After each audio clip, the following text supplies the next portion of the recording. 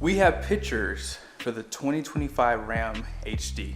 And I'm pretty sure you guys can see the excitement in my face. Yeah, it's not that much excitement because let's talk about this. I think Ram, tough road ahead. In the comment section, how old were you in 1989? I was 1. And that was the year Ram basically karate chopped Ford and GM with their truck. It was one of the trucks I think that most guys will admit, even on the Ford side, bested the competition. They decided to add the 5.9 B Series Cummins to their trucks. And not only was it a semi-truck diesel, it was turbocharged. Now let's fast forward to 1994. By this time I'm 6 years old, and I definitely did not know I was gonna have a love for trucks until I saw that Gen 2 Ram. Does anyone remember the movie Twister?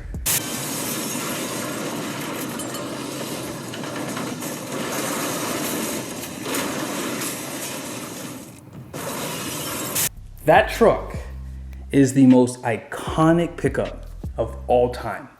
I truly believe that Ram made one of the greatest trucks, and they have always been the shifter in the market. They've always had to challenge Ford and GM to make better pickups, because back in 1989, they came out with the turbocharged Cummins.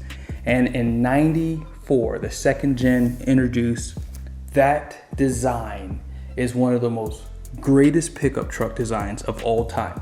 I think that that big semi front end really did just change the game. Now, obviously from 94 up until 98, we saw the 24 valve Cummins, and then we saw the V10 Magnum. Remember that? That was kind of good. And then from there, up until 2002, that was the last year for the Gen 2, and we introduced, or actually maybe 2002, the Gen 3 got introduced, and that ran until 2009. Now, I'll be honest with you guys. In that year, I think that the Gen 3 is like my least favorite, just being honest here. They did introduce the 6.7 Cummins in that model year, and then in 2009, we saw the 4th gen. Now, the 4th gen has seen iterations of updates with horsepower and torque numbers. In that year, you could still get a manual transmission up until 2018. And I will say that that Gen 4 is probably one of the best trucks, because I think that model year was a lot cleaner compared to the Gen 3. The interior got a lot better, especially when they did the refresh on it back in 14, 15. But up until 2018, the truck was pretty much in the middle of the pack. Now that brings me to 2019. When I started my channel back in early 2019, I started doing some videos early on with the new HD pickup. The reason why my channel grew to where it's at today is because of that 2019 refresh. Go back and look at my old videos. I did some 2018, but when they started introducing the 4.5 gen, 5th gen, whatever you want to call it, that truck helped grow this channel, because so many people from Ford and GM were looking to jump ship, and they wanted to know everything they could about that pickup truck. Now, as far as this 4.5 gen truck goes, from 2019 till now, it's been one of the best. I will say that I would compare this truck almost to the 1st and 2nd gens of the Dodge Ram, because not only did it get a really nice refresh and new interior, it got over 1,000 pound-feet of torque, which is absolutely insane. First truck to do it, and they just karate chopped GM for the interior. Also Ford, let's just be honest here, the limited trim was just in a whole nother league. And even to this day, I do believe that Ram is still really at the very top of the list. I think most people, if they put aside their bias, it really is one of the best interiors, especially considering the fact that it's taken this long for the other two to catch up. So that brings us to the 2025 Ram. Now this is basically a 4 3/4 gen truck, basically. At this point, that's what we're gonna call it. This is a 4 3/4 because it's another refresh of the 2019, and it's still using the same cabs from 2009, same beds from 2009. Now they did some updates to the mirrors. back in 2023. And that was nice because the mirrors are just more functional. Now, most people have said they don't like them, but I think they'll grow on everyone at some point, and most people won't miss them. I've actually had some towing tests I've done. I haven't even posted all of them, where I went back to like a 2015 or 16 Ram, and I hated the flip-up mirrors. Now, I would never go back to the flip-ups, personally. That being said, here is the first picture that I saw of the 2025 truck. This is probably one of the most, I don't even know how to say it. I just don't understand why Ram is waiting this long to do something great again. We all love the term "Make America Great Again," right? We all love that. We all want to see this great country do better. But this truck just doesn't seem that exciting. And I think it's because they're still using those same cabs and beds from 2009. And there's not a big difference on the front end. Now, I'm sure some of you guys are like, no, there's definitely a big difference. But the only thing different on the front end of this truck is the headlight and the grille design. They're still using the same bumpers. And you guys see the Sport Performance hood that they introduced back in 2023 is still there. The mirrors are still there. They're still using the same wheel design. This is basically a sport appearance package that they've had since 2019. And they're still using the Firestone tires. If you get close in there, you'll see that they have the Firestone tires. So there's not a big difference on this truck. Now, it does have a fresh new look, but the biggest question is, how much is this truck gonna cost? Because I don't know if you guys noticed, that Laramie did not have fender flares. For 2025, they decided to add the fender flares back onto the half tons because they took them away in 2023.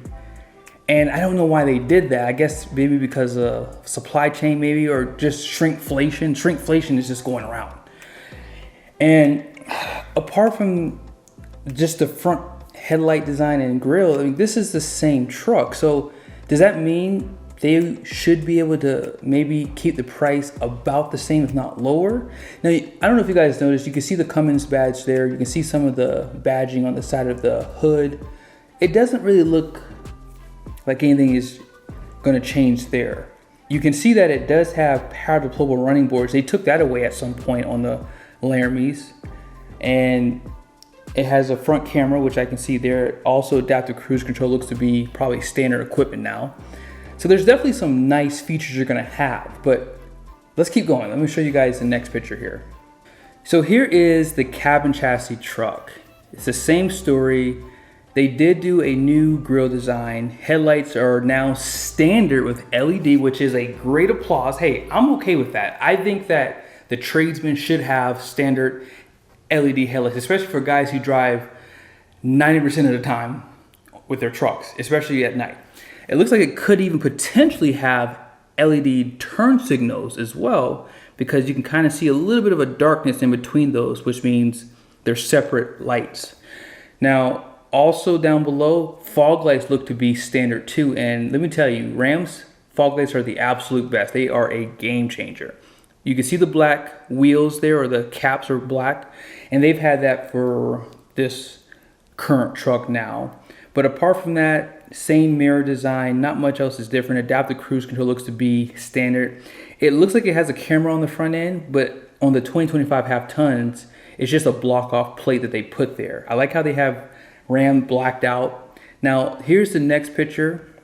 Not that one. You guys already saw that one. This is the Rebel. The Rebel actually has a really unique grille design. That is definitely in your face. I actually like it right now. I have to see it in person, but it looks really cool.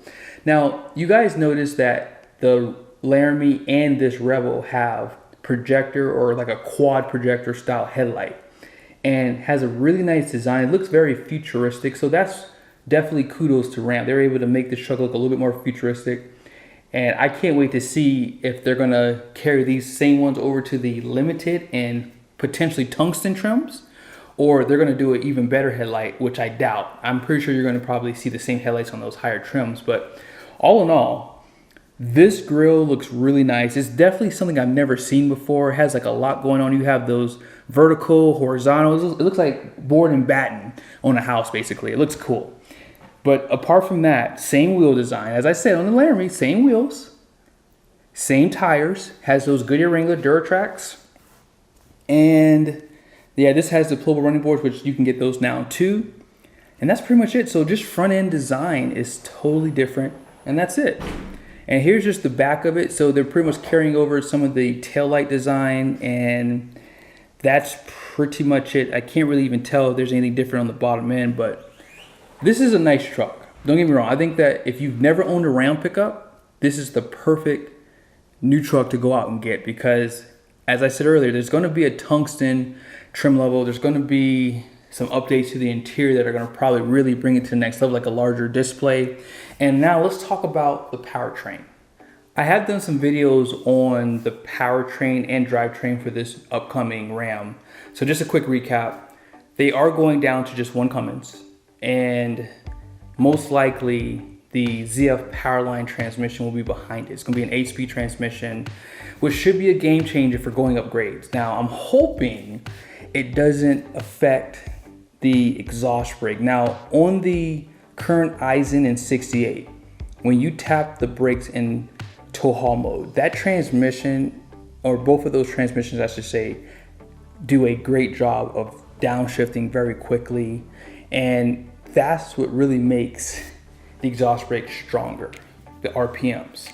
So having the 8-speed could potentially affect that, because now your steps, they are closer, but at the same time, you need more downshifts to get into a high RPM. So hopefully it doesn't affect that. Now the 6.4 liter Hemi got an update in 2019. All they did was just add the ZF 8HP 75 transmission behind it. And that was a game changer too, because it just made the steps closer, which means you had more power in each gear. And I did a towing test showing you guys what it did against a 7.3, and they pretty much were about the same for the mile an hour. Now I will say that, to be unbiased, the 7.3 Godzilla that I tested did have 35-inch tires.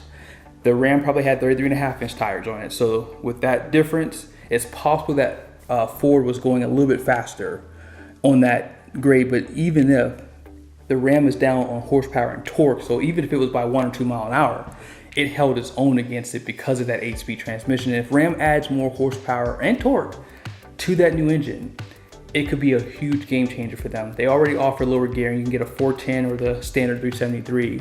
But I think having just a little bit more horsepower and a little bit more torque, I think it would be a significant improvement for that engine. But is this gonna be enough for Ram to take back the torch as #1 truck? My humble opinion, I'm not a Ram fanboy, and I always tell you guys I don't really care because no one's paying me to say any of this stuff. I don't think so. I think that Ram has a long road ahead of them. And the reason why is because these trucks have gotten very expensive, #1, but #2, you're the smallest cab, you're the smallest bed by far. I mean, 6'4" bed is standard on Ram. GM's is like a 6'10", 6'11" almost, and Ford is 6'8". So there's just bigger beds. The cabs are a lot smaller unless you get a mega cab, and we didn't see a mega cab here. I'm pretty sure they're not gonna discontinue that, because that, to me personally, is what makes people buy Ram trucks, because of the extra space that you get. But yeah, the same trucks are gonna really hurt them. No matter how much stuff you stuff into the interior, it's still very tight. And even for me, now that I've been away from Ram, I notice now when I get inside of a Ram how much smaller it is. Even if it is a mega cab at the very front of the truck, that's where you notice how much smaller it is. And the back is a little bit nicer, but that's not gonna be enough to get them more buyers. And unless they're doing something crazy with the horsepower and torque numbers like 505 just to beat Ford, and 1,250 pound-feet of torque, most guys will want to be first to get it so that they can say they have that much power. But the other guys are going to be the tungsten guys, so they're adding that new trim level most likely to the HD segment. That might trickle in some buyers, but again, you're putting all this extra heavy stuff in these trucks. Are you going to be using aluminum bodies like Ford to make sure we don't lose payload? Because that's another issue with Ram, because 2500s are still limited to 10,000 pound gross vehicle weight rating. So is that tungsten only going to be available for the 3500? These are all questions I have, and I think that a lot of you guys are gonna have questions too. So once we get more updates, I'll try to do some more videos and stay on top of this as things come out. But I think Ram's gonna have a tough road ahead. I think that this is not enough to get people excited.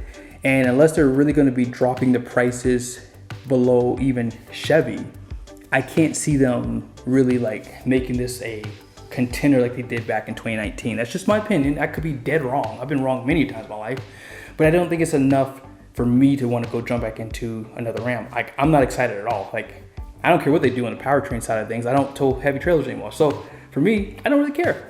So I hope you guys liked the video.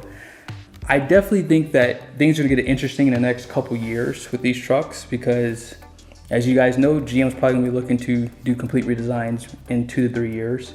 Ford has been talking about hybrid, so we have to see what they all do. I think that this is the most important, segment of automotive trucks. I think that they should be paying us dividends because how expensive these trucks are, and because we are the bread and butter of their sales and probably income. But yes, let me know your thoughts in the comments below. I think that you guys are gonna probably talk about pricing too. I think that most people are gonna be excited about that new interior for the tungsten, and most of you guys are gonna probably pretty much harp on what I said. Payload. Are we gonna have enough payload for these trucks, Ram? That's the question that you guys need to answer for this next truck.